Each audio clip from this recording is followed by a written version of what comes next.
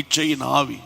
இங்கே பாருங்க, அதாவது ஜீசஸுடைய கான்செப்ட் என்னன்னா, உனக்கு இன்னது தேவை என்பதை கர்த்தர் அறிந்திருக்கிறார், அவ்வளவுதான்.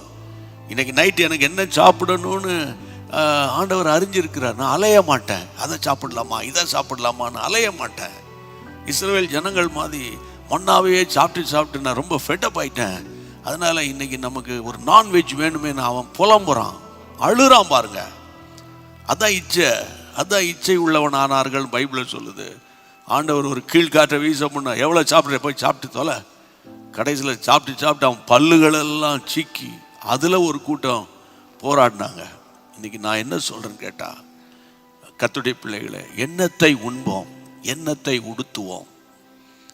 புரியுதா? இதெல்லாம் ஜீசஸனுடைய டீச்சிங்கு. இதை யார் நாடுகிறார்? அஞ்ஞானிகள் நாடி தேடுகிறார்கள். அப்படின்னா உலகத்தார் நாடி தேடுகிறார்கள். எந்த ஹோட்டலுக்கு போகலாம், அது அந்த காலம். கார் எடுத்துக்கிட்டு பைக் எடுத்துக்கிட்டு இப்போ செல்ஃபோனை வச்சுக்கிட்டு உருட்டி என்ன போட்டிருக்குது. ஆமாம், எங்கள் உடனே நைட் 12 மணிக்கெலாம் ஆர்டர் பண்ணி சாப்பிட்ற குரூப்லாம் இருக்குது. இன்றைக்கு நான் சொல்கிறேன், இது ரொம்ப என்ஜாய்மெண்ட்டு நினைக்காத. ஒரு நாளைக்கு 20 கோடி மக்கள் உணவின்றி தவித்து உணவின்றி உறக்கத்துக்கு போகிறார்கள் இந்தியாவில்.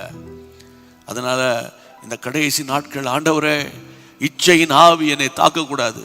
எனக்கு கொடுக்குற கஞ்சியோ தண்ணியோ, அவர் அப்படிலாம் கஞ்சிலாம் ஊற்ற மாட்டார். புரியுதா உங்களுக்கு?